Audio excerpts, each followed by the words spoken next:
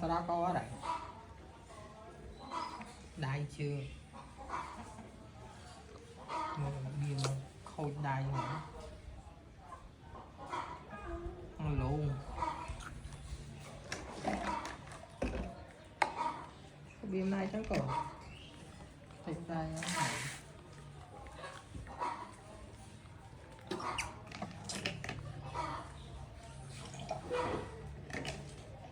chắc là ăn đặt cua